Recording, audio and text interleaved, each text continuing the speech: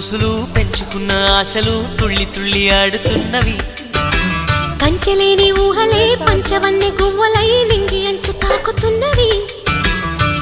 కొత్త జల్లు కురిసింది బ్రతుకే చిగురు తొడిగేలా వరమై వేళ.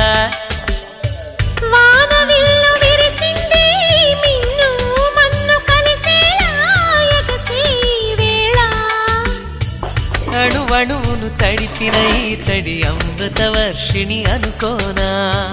అడుగడుగున పచ్చని బాటను పరిచిన వనమును చూస్తున్నా.